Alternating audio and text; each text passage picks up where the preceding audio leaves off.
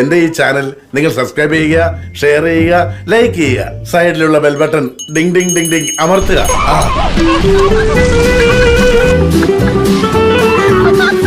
പ്രായമുള്ള സ്ത്രീകളോട് പോലും മോശമായി പെരുമാറുന്നത് മലയാള സിനിമയിൽ പതിവാണ് എന്ന് നടി ലക്ഷ്മി മേനോൻ, ലക്ഷ്മി രാമകൃഷ്ണൻ. ഞാൻ അഭിനയിക്കാൻ പോകുന്ന പടത്തിന്റെ പൂജ ചെന്നൈയിൽ നടന്നു. ഞാൻ അത് അറ്റൻഡ് ചെയ്തു.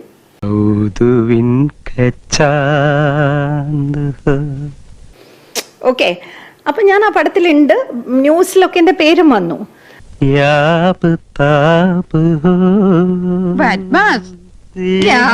പ്രമുഖ സംവിധായകന്റെ താല്പര്യത്തിന് വഴങ്ങാത്തതിനാൽ 19 തവണ റീടേക്ക് എടുക്കേണ്ടി വന്ന അവസ്ഥയുണ്ടായിട്ടുണ്ട് എന്ന് അവർ വെളിപ്പെടുത്തുന്നു. എനിക്കറിയാം, ഇപ്പൊ നിങ്ങൾക്ക് എന്നെ ഒട്ടും ഇഷ്ടമല്ല.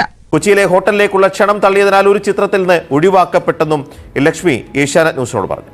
അപ്പൊ അതിന്റെ ഡയറക്ടർ എനിക്ക് മെസ്സേജ് ചെയ്യുന്നു അന്ന് April 4th. സഹിച്ചല്ലേ പറ്റൂ. ലക്ഷ്മി എന്നെ വന്ന് കാണണം, ഞാൻ എറണാകുളത്തുണ്ട്. അപ്പൊ ഞാൻ പറഞ്ഞു ആ ശരി സർ. ഇന്നെങ്ങനെ രുചികരമായിട്ടുള്ള ഭക്ഷണം കഴിക്കാലോ. ഞാൻ എയർപോർട്ടിൽ പോകുമ്പോൾ ഞാൻ അങ്ങനെ വന്നിട്ട് കണ്ടിട്ട് പോവാം. അല്ല, എനിക്ക് ഡീറ്റെയിൽഡ് ആയിട്ട് ലക്ഷ്മിയുടെ അടുത്ത് ക്യാരക്ടർ ഡിസ്കസ് ചെയ്യണം. ഇന്ന് ഇവിടെ സ്റ്റേ ചെയ്യണം. പറയുന്നത് കേൾക്കല്ലാതെ മറിച്ചൊന്നും പറഞ്ഞ് അങ്ങനെ വിഷമിപ്പിക്കരുത്. ഞാൻ പുണ്യം കിട്ടും. ഞാനൊരു പടം ചെയ്യാൻ ഔട്ട് സ്റ്റേഷൻ പോവാറേ ഇല്ല. പോയാലും വർക്ക് കഴിഞ്ഞ അടുത്ത മിനിറ്റ് ഞാൻ പുറപ്പെടും. എനിക്ക് സ്റ്റേ ചെയ്യാൻ പറ്റില്ല സർ. അപ്പോൾ പുള്ളി എനിക്ക് മെസ്സേജ് അയച്ചു, പിന്നെ ഇന്നിവിടെ എൻ്റെ ഒപ്പം സ്റ്റേ ചെയ്യണം, എന്നാലേ ലക്ഷ്മിക്ക് ആ റോളുള്ളൂ എന്ന്. ഒരച്ഛന്റെ വിഷമം മനസ്സിലാക്കണം. അപ്പം എനിക്ക് മനസ്സിലായി. ഞാൻ വന്ന് നല്ലോണം മെസ്സേജ് തിരിച്ചയച്ചു. അത് കേട്ടാ മതി. എനിക്ക് ശരിക്കും പറഞ്ഞു. അതോടെ എൻ്റെ റോള് പോയി. I don't regret. ഒന്ന് പറയൂ രവി, എന്നോട് മാപ്പാക്കണമെന്ന് പറയൂ. മലയാളി സംവിധായകന്റെ തമിഴ് സിനിമയുടെ ലൊക്കേഷനിലും ഉണ്ടായി ദുരനുഭവം. അയാള് സംസാരിക്കുന്ന വിധത്തിലും അയാളിങ്ങനെ ടച്ച് ചെയ്ത് സംസാരിക്കുന്നത്. നീ ഇപ്പൊ എനിക്കൊരു കുരിശ. എന്നെ കൊണ്ട് അധികം കാലം ഇത് ചൊമ്പിക്കില്ല.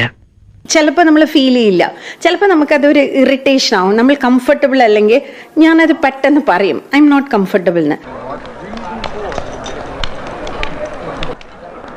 അത് പുള്ളിക്ക് പിടിച്ചില്ല. അപ്പം ഞാൻ ഷോർട്സ് ഒക്കെ കൊടുക്കുമ്പോൾ പുള്ളി ചുമ്മാ നടന്നു പോകുന്ന ഷോട്ട് 19 ടേക്കൊക്കെ എടുപ്പിക്കും.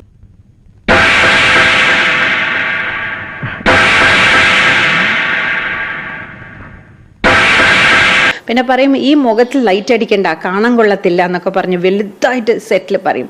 അപ്പം ഞാൻ പറഞ്ഞു ഇയാൾ എൻ്റെ അടുത്ത് അപ്പോളജൈസ് ചെയ്യണം, അല്ലെങ്കിൽ ഞാൻ ഷൂട്ടിന് വരില്ല. സത്യമായിട്ടും എന്റെ അമ്മയാണ് സത്യം. അവൻ പറയുന്നത് ഞാൻ പോക്കറ്റടിക്കാരനോ കള്ളനോ ഒന്നുമല്ല.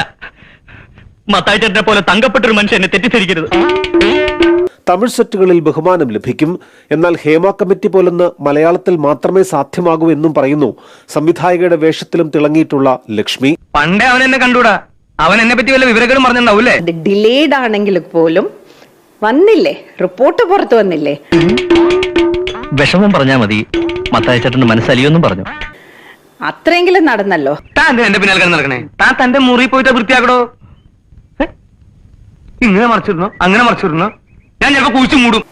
സെറ്റുകളിൽ സ്ത്രീകൾ നേരിടുന്ന തൊഴിൽ ചൂഷണങ്ങളും മനുഷ്യാവകാശ ലംഘനങ്ങളും ചർച്ചയാകാത്തതിൽ ദുഃഖമുണ്ടെന്നും ലക്ഷ്മി പറയുന്നു. എല്ലാം ഞാൻ പറഞ്ഞു മനസ്സിലാക്കിച്ചോളാം. വർമ്മ സാറ് വെറുതെ വിഷമിച്ച് പ്രഷർ കൂട്ടണ്ട. അത് കേട്ടാ മതി. എനിക്ക് ഇപ്പൊ എങ്ങനെ ഇരിക്കണം. ഇവിടെ ചിതറിത്തെറിച്ചു പറയുന്നത് ഇത്രയൊക്കെയാണെങ്കിൽ ഒരു കമ്മിറ്റിയുടെ മുമ്പിൽ വെളിപ്പെടുത്തിയതിൽ നമുക്ക് നേരിട്ട് കയ്യിൽ കിട്ടാത്ത വിവരങ്ങൾ എത്രമാത്രം ഗൗരവതരമാണ്. ഒരു അക്ഷരം പറയരുത്. ഒരക്ഷരം. ഏതക്ഷരം? മത്തായിച്ചൻ ഈ പ്രശ്നത്തിനകത്ത് ഇടപെടണ്ടെന്ന്. വേണ്ടേ? വേണ്ട. നിന്ന് കുണുങ്ങാതെ ഇറങ്ങി പോടാ.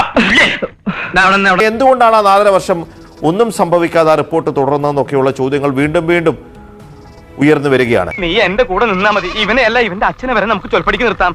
ഒന്നും അല്ലെങ്കിൽ നമ്മൾ കുടുംബാംഗങ്ങളുടെ പോലെയല്ലടാ. ശരി, അങ്ങനെയാണെങ്കിൽ സാറ് പോയി ചായ വാങ്ങിച്ചോണ്ടാ. എന്റെ ഈശ്വര, എന്റെ ജീവിതത്തിൽ ഞാൻ ഇങ്ങനെ ഒരു പുലിവാൽ പിടിച്ചിട്ടില്ല.